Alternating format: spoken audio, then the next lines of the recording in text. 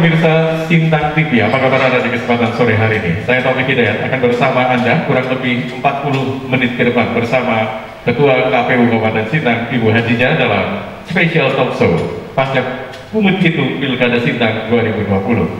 Dan kita akan sapa Ketua KPU Kabupaten Sintang, Ibu Hajijah. Selamat sore, Ibu. Selamat sore. Apa kabar, Ibu? Alhamdulillah sehat. Setelah pungut hitung, masih ada beberapa tahapan lagi yang akan dilaksanakan oleh KPU. Masih ada beberapa tahapan, terutama untuk tahapan di pelaksanaan tentang rekapitulasi, maksud kami penetapan calon terpilih, kemudian ada penyampaian audit dana kampanye, kemudian evaluasi dan laporan tanggung jawaban untuk KPU.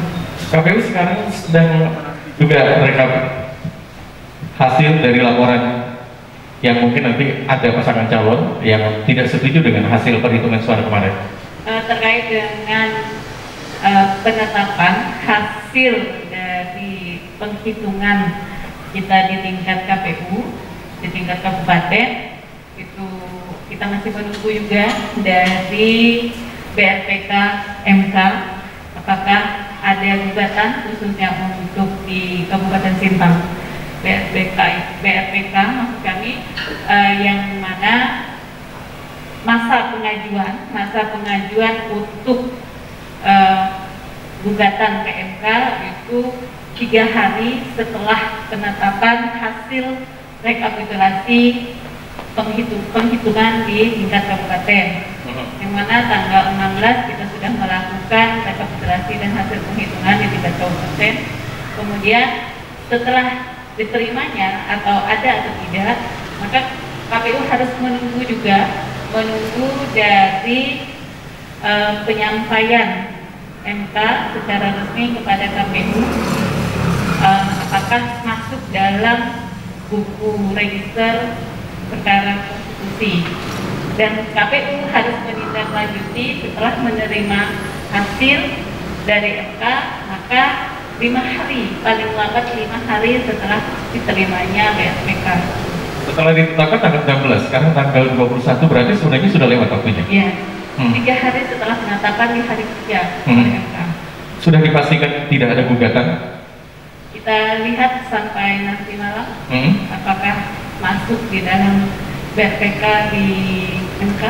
Kalau ada, ya kita lihat juga bentuk semuanya tetap menunggu, ada atau tidaknya tetap menunggu dari putusan MK. Kalau dari sisi mekanisme perolehan suara, kalau tidak salah hitung kemarin ada sekitar 15.000 selisihnya dari yang terdekat. Apakah itu masih memungkinkan? Karena penghitungan selisih dari angka penghitungan itu adalah 2% dari gugatannya atau perolehan suara 2%, maka karena kita lihat perbandingan itu sekitar 6,7%, maka kecil kemungkinan untuk bisa dikabulkan oleh MK. Namun untuk register tetap ditunggu, tidak ada salahnya kalau memang mau menyampaikan atau melakukan gugatan ke MK. Tinggal beberapa hari lagi kita akan menunggu register tersebut itu. Kami tidak bisa menjawab yang pasti. Pastinya ini kita tetap menunggu hasil dari begitu KPU sudah menerima secara resmi dari BRPK itu 5 hari maksimal kami harus langsung menindaklanjuti. Ada tidak diperkirakan gugatan ini? Sepanjang kita lihat dari web dari MK sampai saat ini belum ada. Kita selalu memperhatikan web MK juga berarti, komisioner ya? Termonitor. Dan kalau kita lihat sampai hari ini belum ada, dan mungkin itu bagian dari pemilu kita aman, Bu. Mudah-mudahan. Amin. Ya, baik. Jika itu memang tidak terjadi, apa yang selanjutnya akan dilakukan oleh KPU terkait penetapan? Jika tidak ada gugatan ke MK, tentunya seperti saya sampaikan bahwa tetap menunggu secara resmi dari MK penyampaian untuk register MK, dan kami harus menindaklanjuti. Misalnya kalau hari ini atau kami menerima besok, maka kami harus menindaklanjuti 5 hari sebelum maksimalnya 5 hari harus dilakukan penetapan, nanti sekitar tanggal 26 atau 27 begitu. KPU tinggal saat ini masanya masih menunggu ya? Masih menunggu dari keputusan MK, terutama untuk terdaftar atau tidak di buku register perkara konstitusi di MK. Ya, terdaftar atau tidak itu pasti akan diberitahukan oleh MK kepada KPU. Ya. Sampai saat ini ada KPU yang sudah menerima laporan dari MK? Kalau untuk KPU kabupaten yang lain, saya tadi untuk khusus yang gugatan di kabupaten sekitar 83 atau 85 gugatan ya, di khusus untuk kabupaten di seluruh Indonesia. Kami cek atau monitor di web MK. Dari 200 lebih penyelenggara pemilu ada 80 ya, lebih ya itu gugatan. Untuk yang gugatan di kabupaten, bukan yang di provinsi. Kalau provinsi saya baru lihat itu satu. Monitor. Kalau sudah kita menunggu di sana masih ada jeda waktu 5 hari baru kita akan menetapkan ya. Ya. Setelah penetapan KPU akan melakukan penyampaian hasil penetapan calon terpilih kepada pemerintah daerah, DPRD kabupaten, kemudian ke Bawaslu dan ke KPU dan ke DPRD, KPU, Bawaslu, itu kami harus ke provinsi. Tidak ada kewajiban KPU menyampaikan ke. Karena kita melakukan secara berbeda, maka tetap tembusan. Iya, nantinya pelantikan, pada saat pelantikan akan dilakukan di mana ya? Kalau pelantikan itu bukan di tahapan kami, bukan ranahnya KPU, tetapi kepada pemerintah daerah yang akan melakukan pelantikan. Itu akan kita tunggu apakah dari pemerintah itu melakukan secara serentak khusus untuk di Kalbar, di kabupaten, atau kecuali Sambas. Kalau masa jabatan akhir masa jabatan untuk bupati yang 2020 ini 2020 yaitu 2021 ya, itu Februari.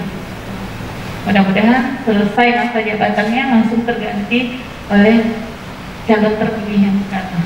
Iya, kita masih menunggu Bu ya. Artinya sampai saat ini pemirsa, sampai saat ini masih KPU masih menunggu gugatan ada tidaknya di Mahkamah Konstitusi, dan dalam waktu menunggu ini memang tidak terlalu lama dan diharapkan tentunya memang tidak ada gugatan karena memang waktunya juga relatif tidak terlalu lama lagi. Kita akan kembali selepas yang satu ini.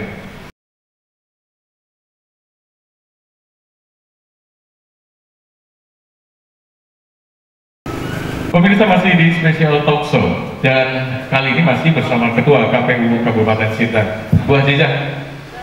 Setelah ini apa yang menjadi tanggung jawab tim pengusung maupun juga para pasangan calon? Untuk paslon dan tim kampanye memiliki kewajiban untuk melakukan pelaporan dana kampanye. Memang sudah disampaikan oleh mereka dan sekarang sedang tahapan untuk diaudit oleh dana kampanye mereka melalui kantor akuntan publik yang sudah kami tetapkan oleh ada 3 masing-masing. Setiap paslon itu 1 KAP kami. Kemudian saat ini masa audit mereka sudah sampai dengan maksimal itu tanggal 21 hari ini, dan besok akan dilakukan penyerahan hasil audit oleh kantor akuntan publik ke KPU. Setelah dilakukan penyerahan, maka ada kewajiban juga KPU menyampaikan hasil audit oleh paslon kepada paslon. Kemudian yang masanya dari tanggal 23 sampai tanggal 25 Desember ini. Akuntan publik itu yang ditunjuk oleh Komisi Pemilihan Umum Kabupaten atau provinsi? Ditunjuk oleh KPU Kabupaten. Dan tentunya memang sudah kita lakukan dari beberapa survei dan masing-masing paslon sudah mendapatkannya. Dan sekarang tinggal penyerahan saja hasilnya seperti apa. Biasanya pelaporan itu dalam bentuk apa saja? Apakah penggunaan alat peraga kampanye yang diuangkan dan juga semua dana untuk kampanye untuk amplop dari SADK-nya, kemudian LPPSDK, kemudian LPPDK-nya juga. Nah, seandainya di antara pasangan calon ini ada yang telat menyampaikan apa sanksi? Sampai saat ini karena kita sudah melakukan penyampaian mereka tidak ada yang telat. Kalau seandainya ada yang telat penyampaian itu memang harus didiskualifikasi. Ada batas maksimal penggunaan dana kampanye? Kami sekitar 40-an miliar itu sudah ditentukan oleh maksimal oleh kami. Maksimal untuk dana kampanye masing-masing paslon itu 40-an miliar. 40 miliar itu bukan mencakup seluruhnya? Mencakup seluruhnya. Termasuk APK di dalamnya? Dana kampanye semuanya masuk. Tidak boleh melebihi. Jika ada yang lebih? Tidak ada yang lebih. Lalu sampai saat ini laporan kemarin tidak ada yang lebih? Tidak ada yang lebih. Nah, penggunaannya kalau ada yang sisa dikemanakan? Yang sisa kembali ke paslon, kembali ke rekeningnya masing-masing. Karena untuk buku rekeningnya sudah ditutup, kembali kepada paslon atau tim kampanye. Ada potensi pelanggaran tidak di sini? Di mana? Di pelaporan dana kampanye? Tidak, karena sudah selesai. Artinya kemarin di audit kita menunggu juga besok. Kita juga menunggu besok dari KP-nya seperti apa pelaporan mereka. Kemudian kita akan menyampaikan juga kepada paslon masing-masing. Jadi sudah dipastikan 3 pasangan calon menyelesaikan seluruh laporan dana kampanyenya sampai hari ini. Iya. Yang belum apa? Untuk auditnya dan penyerahan ya, penyerahan dari KP ke KPU, kemudian KPU melakukan penyerahan lagi kepada paslon. Nanti itu disampaikan tidak ke ruang publik laporan dana kampanye tersebut? Diumumkan. KPU yang mengumumkannya atau pasangan calon? KPU. Di media? Di papan pengumuman atau laman KPU. Jadi tidak ada kewajiban KPU menyampaikannya di media. Itu secara detail tidak? Apa dana kampanye itu yang diaudit tersebut dan yang dilaporkan KPU atau diberitahukan KPU di laman KPU? Itu kita terkait dengan jumlahnya totalnya saja dan hasilnya berapa, saldonya berapa, begitu aja. Tidak secara detail penggunaannya.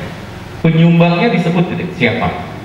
Kalau di buku untuk dana kampanye itu ada, tapi kalau untuk disampaikan untuk publik itu pihak-pihak yang menyumbang itu satu orang berapa ya yang boleh diperbolehkan? Kalau perorangan? Tidak ada ketentuan. Tidak ada ketentuan. Maksimal, hanya maksimal saja. Baik.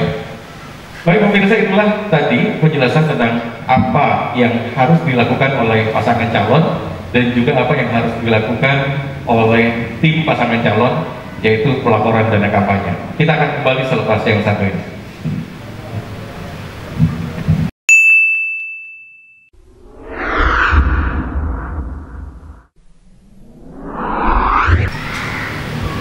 Pemirsa masih bersama kami dalam dialog spesial pasca penghitung Pilkada 2020. Kalau kita melihat bahwa Pilkada di masa pandemi COVID-19 tentu menyisakan berbagai persoalan. Tetapi kita akan bertanya kepada KPU Kabupaten Sinang, adakah persoalan-persoalan yang terjadi di lapangan, kesulitan-kesulitan yang terjadi bersama Ketua KPU Kabupaten Sinang, Ibu Hajijah. Bu Hajijah, ini kan Pilkada agak berbeda ya di masa normal. Pandemi COVID-19 tentunya ada hal yang harus dipenuhi oleh KPU, diantaranya protokol kesehatan. Ada kesulitan di lapangan terjadi dari pemilu yang sudah dilaksanakan kemarin? Memang ada beberapa tahapan yang agak membuat kesulitan karena ada beberapa hal baru yang harus kami sampaikan kepada masyarakat, terutama untuk penyelenggara ibadah ad hoc. Di saat rekrutmen badan ad hoc kami memang agak kesulitan dari kriteria yang badan ad hoc dari khususnya untuk KPPS. KPPS itu dari usia yang batas usia dari usia 20 sampai 50. Kemudian adanya ketakutan dari masyarakat untuk menjadi penyelenggara bahwa memang penyelenggara itu harus dirapid test. Nah, itu.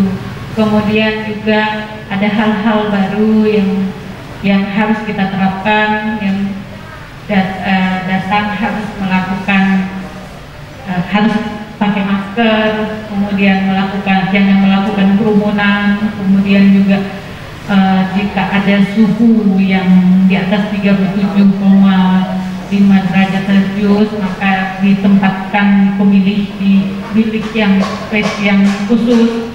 Itu memang harus kami melakukan sosialisasi kepada masyarakat kesulitan, termasuk juga di logistik kami diberatkan dengan APD, mengingat daerah kita yang pada saat pelaksanaan itu dalam masa ada yang banjir, kemudian untuk pendistribusian kita agak kesulitan dengan jumlah logistik yang banyak, terutama untuk APD, alat cuci tangan, kemudian melakukan masker, handfood, adanya penambahan bilik menjadi 3, kemudian adanya termogan itu, kemudian selain termogan juga ada penyediaan kami disediakan adanya baju hazmat khusus untuk adanya masyarakat yang terkontaminasi COVID.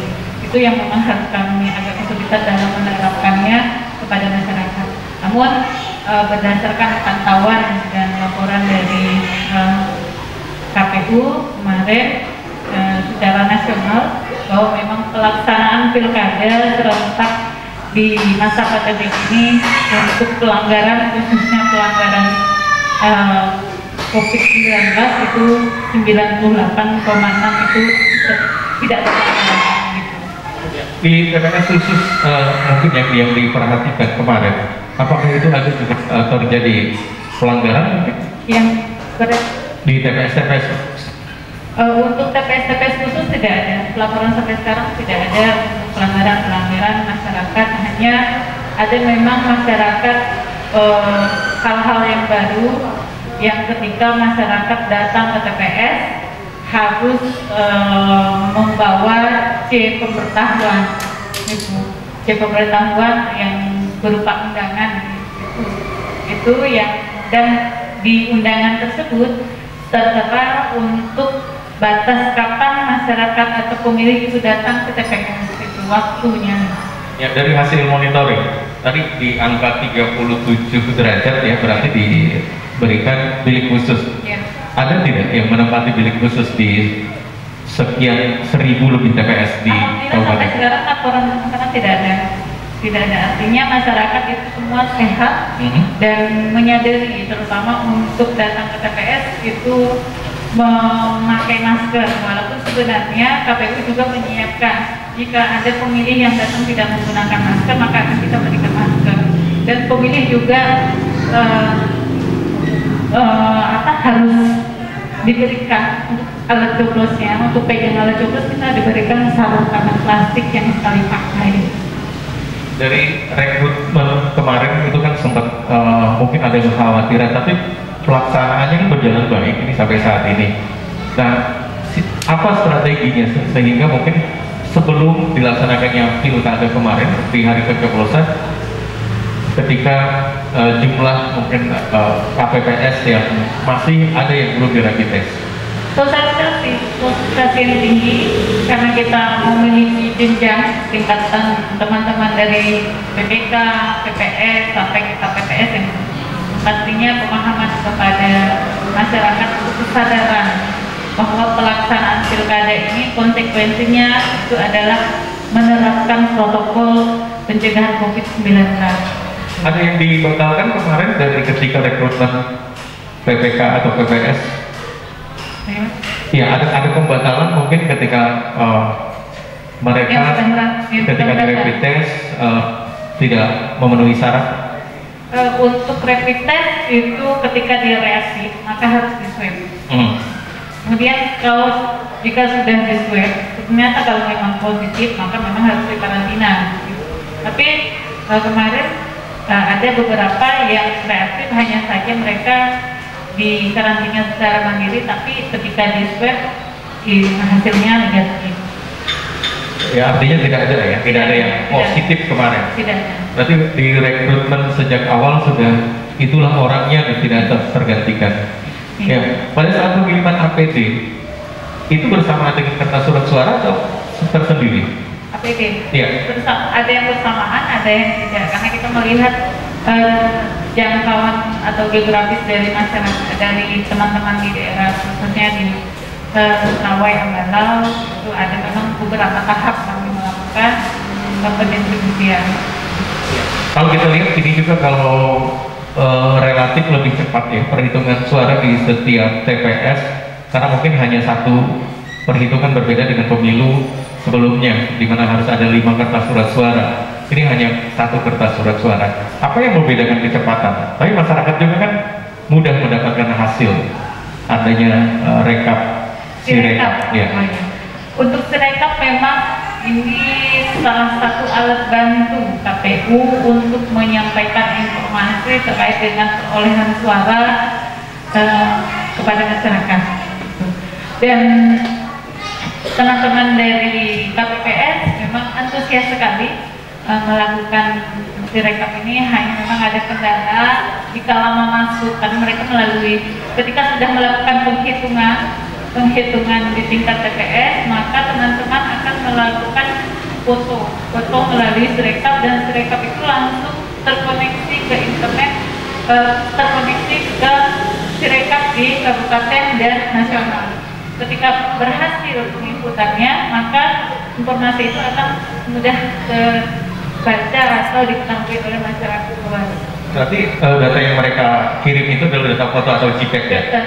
Data foto yang langsung dikirim? Iya, langsung dikirim. Ada keterlambatan tidak dari beberapa TPS yang terjadi di Kabupaten Sintang? Untuk keterlambatan pada hari yang sama, pada hari pemungutan itu ada beberapa memang, khususnya untuk daerah yang jauh, yang tidak ada sinyal gitu.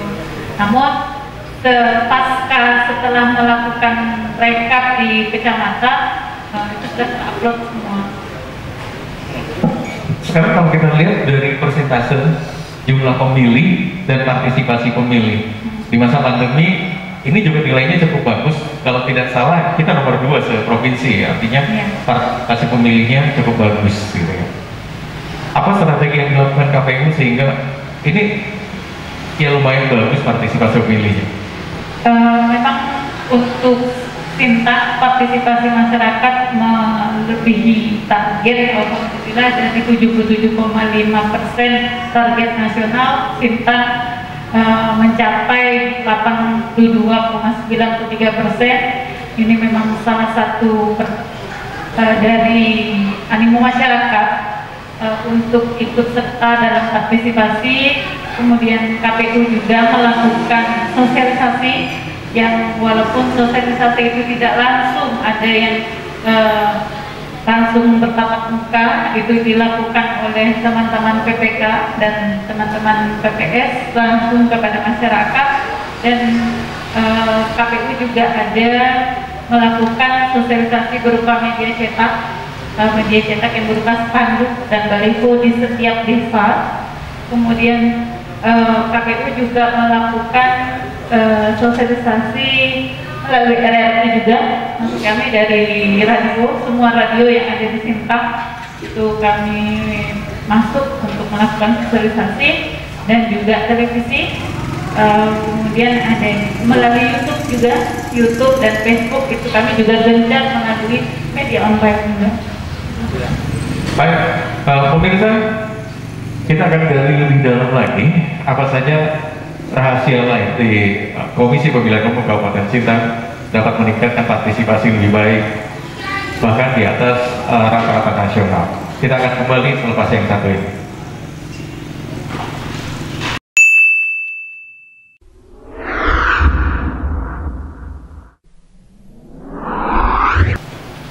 Pemirsa Sintang TV masih bersama kami dalam dialog spesial talkshow pasca penghitung Pilkada 2020.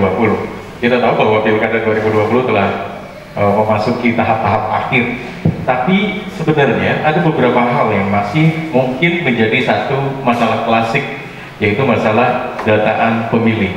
Di beberapa TPS, masyarakat ada yang tidak dapat memilih karena memang dia tidak mendapatkan C undangan yang diberikan oleh Komisi Pemilihan Umum. Dan ini juga sebenarnya partisipasi pemilih diharapkan penting pada saat pendataan pemilih. Kalau kita tahu bahwa data pemilih berkelanjutan ini menjadi hal yang sangat penting, dan saat ini data pemilih berkelanjutan itu kalau tidak salah sedang dicanangkan oleh Komisi Pemilihan Umum Kabupaten Sintang. Bersama Ketua KPU Kabupaten Sintang, Ibu Hajijah masih bersama kami saat ini. Ibu Hajijah, ini sebenarnya masalah klasik ya kalau kita lihat data pemilih, di mana memang masyarakat masih juga bawa KTP ke TPS dan tidak dapat memilih. Ada beberapa keluhan, tapi jumlahnya memang tidak banyak. Tapi ini sering terjadi di setiap pemilu. Sebenarnya apa yang menjadi masalah? Sebenarnya bukan tidak dapat memilih ya, untuk pemilih yang menggunakan KTP. Pemilih yang menggunakan KTP itu ketika pemilih tersebut tidak terdaftar di DPT, kemudian dan menunjukkan KTP. KTP pun harus sesuai dengan KTP setempat di TPS tersebut, bukan KTP yang di luar dari TPS tersebut atau domisili. Misalnya ketika TPS-nya dia bukan KTP, dia memiliki KTP, tetapi warga bukan warga di TPS tempat ini gitu. Maka untuk ketika pemilih itu menggunakan bukan penduduk setempat tapi penduduk Sintang, KTP-nya KTP Sintang, harus membawakan A5 pindah memilih. Kemudian ada pemutahiran khusus untuk Sintang. KPU juga ada mencanangkan bahwa untuk pemutahiran data pemilih untuk penduduk yang sudah berusia 17 tahun ataupun pensiunan TNI Polri, maka akan kami data kembali. Maka ada pencanangan akan setiap bulan itu melakukan penetapan daftar pemilih berkelanjutan.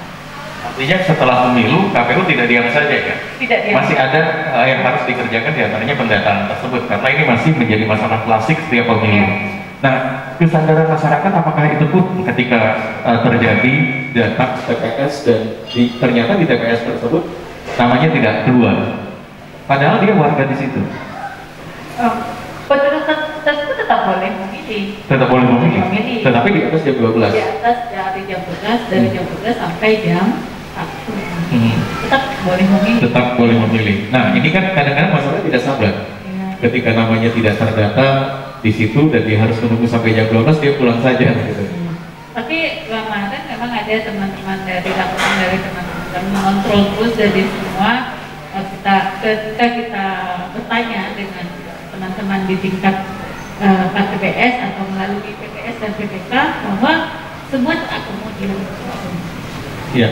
Nah, ini pemutahiran data pemilih berkelanjutan ini kan penting Bu Hajijah ya, karena kalau kita tahu bahwa pemilu ini kan bukan ya saat ini saja, tetapi juga nanti akan berkelanjutan. Sebenarnya database ini kan menjadi salah satu kekayaan ya, kalau kita mendengar bahwa negara yang kaya itu adalah yang memiliki data yang baik begitu. Apakah ke depan yakin setelah adanya data pemilih berkelanjutan ini tidak ada lagi hal-hal crossing seperti tersebut?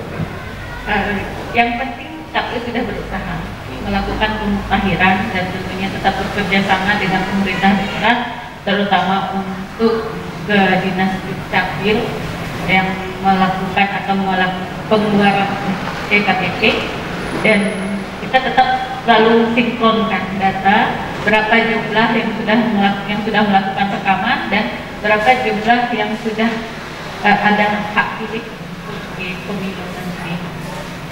Apakah memungkinkan nanti ada sinkronisasi data secara online antara Dinas Kependudukan dengan KPU? Itu kemungkinan bisa bisa seperti itu, kita tapi tetap berkoordinasi dengan Dinas Pencapresan setempat. Walaupun memang dari KPU RI melalui Mendagri itu tetap selalu Menteri Dalam Negeri juga. Gitu. Ya, kalau kita lihat kan sebenarnya satu data penduduk Indonesia, data KTP nomor induk kependudukan itu kan bisa dipakai untuk apa saja, transaksi keuangan, Ya. bisa diketahui. Bahkan kalau nomor KTP saya misalnya oleh orang lain itu ketahui, kita tahu. Nah, KPU ke depan bisa seperti itu. Jika penggunaan hak pilih misalnya di satu TPS, tapi memilih lagi di TPS lain. Bisa diketahui karena memang harus terdaftar dulu. Ketika teman-teman, misalnya mungkin masyarakat itu tidak mendapatkan si pemberitahuan, ketika melakukan penyerahan EKTP, melakukan penyerahan kepada TPS, teman-teman pasti harus mengecek dulu di daftar pemilihnya, salinan daftar pemilih tetap itu yang dibagikan, yang dimiliki oleh teman-teman dari KPPS. Maka kita memang harus sebelum menyatakan bahwa pemilih tersebut itu harus menggunakan EKTP, tapi kalau EKTP dan pemilih tersebut terdaftar ya tidak harus memilih di pukul 12. Kita tahu bahwa saat ini partisipasi pemilih sudah cukup bagus, tapi pasti kalau kita set lumayan besar ya, 20% dari DPT yang ada. Sebenarnya problemnya di mana nih? Kalau KPU saat ini bisa melihat tidak, 20% itu masalahnya di mana? Mereka tidak datang ke TPS atau memang ada masalah-masalah kecil seperti yang terjadi tadi? Sebagian besar itu pemilih tidak berada di tempat. Sebagian besar bahwa yang ada terdaftar DPT tapi tidak datang itu sebagian besar memang pemilih tidak ada di tempat, karena juga masyarakat kita ada yang melakukan perantauan, kemudian anak-anak yang kuliahan itu yang melakukan, atau bahkan ada yang pindah domisili, itu sebagian besar tidak datang ke TPS. Baik, ini di sesi terakhir kami juga menanyakan sebenarnya kalau kita lihat dari seluruh rangkaian kegiatan pemilu kada 2020 yang dilaksanakan oleh KPU Kabupaten Sintang, apa yang menjadi catatan-catatan penting? Kalau yang untuk pemilihan kali ini adalah lebih kita ditantang dengan masa pandemi yang untuk meyakinkan masyarakat bahwa untuk datang ke TPS, karena adanya ketakutan masyarakat tadi untuk berkerumun, untuk melakukan hal-hal yang standar mungkin pencegahan COVID-19 itu yang lebih mengutamakan. Kemudian lebih gencar lagi untuk melakukan sosialisasi kepada masyarakat pada saat kapan akan dimulainya pemilihan. Dan terkait dengan pemilih, untuk yang sekarang masyarakat untuk mengurangi DPTB itu adalah pemilih yang menggunakan EKTP lebih antusias mengecek diri di apakah sudah terdaftar atau belum di TPS-nya atau di laman KPU pertama. Dan tentunya masyarakat jika ingin mengetahui, karena kita sekarang akan ada melakukan pemutakhiran data pemilih berkelanjutan, silakan untuk sering mengupdate apakah masuk atau tidak di data pemilih. Ya, ada regulasi KPU kan selalu berubah ya, dari setiap tahun menyesuaikan dengan kondisi. Nah, ada regulasi di tingkat ad hoc yang saat ini cenderung mereka lebih mudah. Apakah itu juga memudahkan KPU dari pemilu-pemilu? Sangat membantu. Karena tingkat pertama dari usianya 20 sampai 50 itu pertama dari fisik mereka lebih daya tahan tubuh itu lebih kuat atau lebih kebal. Kemudian tingkat pemahaman kepada masyarakat, tingkat pemahaman teman-teman dari penyelenggara itu lebih mudah. Ketika kita menyampaikan, terutama untuk aplikasi hal-hal yang baru, teman-teman badan ad hoc lebih mudah menanggapinya dan mudah masuk untuk penyampaian secara regulasi. Berarti regulasi yang diterapkan KPU RI betul seperti itu ya, dari rate usia tadi. Nah, saat ini kan berkembang di masyarakat juga, bagaimana? Apakah memungkinkan ke depan bahwa pemilu yang diselenggarakan ini menggunakan e-polling misalnya seperti itu, yang seperti di Amerika? Apakah hal itu masih memungkinkan? E-voting. Sepanjang sarana dan prasarana, karena e-voting itu adalah kita tergantung dengan sarana dan prasarana khususnya untuk internet, sepanjang di Sintang itu ada, sampai ke pelosok di tingkat desa dusun itu lebih mudah.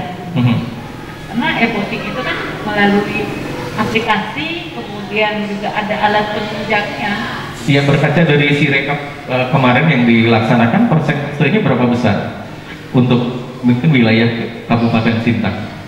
Gimana itu? Internet? Iya. Karena Sirekap ini ada yang bisa dilakukan secara offline. Offline itu artinya ketika dia melakukan pemotoan, aplikasi Sirekap itu bisa difoto, bisa memoto hasil, kemudian tersimpan di Sirekap. Ketika sudah ada internet baru bisa terkirim lagi, itu masih bisa. Ketika teman-teman dari tingkat desa itu tidak bisa melakukan pengiriman, bisa melakukan pengirimannya itu di proses rekap di tingkat kecamatan. Karena di hampir di 14 kecamatan itu sudah ada sinyal atau akses internet yang walaupun ada yang kategori rendah atau lebih tinggi, itu dari mungkin pihak pemerintah bisa membantu terutama untuk akses informasi dan komunikasi kita. Minimal mereka bisa melakukannya di ibu kota kecamatan seperti itu, walaupun tidak langsung dari TPS. Kalau di kota clear kemarin ya berarti? Di kota berapa kecamatan yang masih kesulitan kemarin? Kayak dulu masih agak sulit. Ambalau, kemudian Ketungau Hulu itu agak sulit. Baik, Bu Hadijah, terakhir ada yang ingin disampaikan kepada pemirsa berkaitan dengan pelaksanaan pemilu yang sudah dilaksanakan kemarin?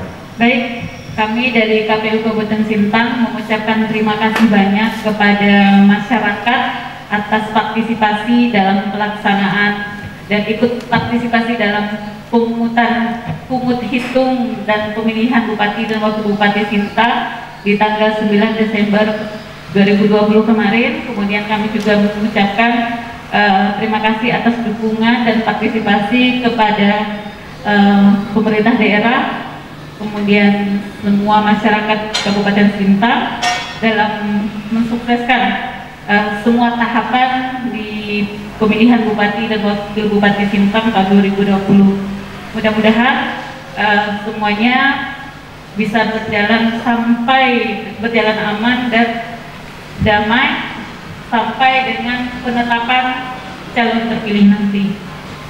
Saya pikir itu, terima kasih. Baik, terima kasih Bu Hadijah. Dan pemirsa, itulah tadi akhir dari spesial talk show dengan tema pasca penghitung Pilkada Sintang 2020.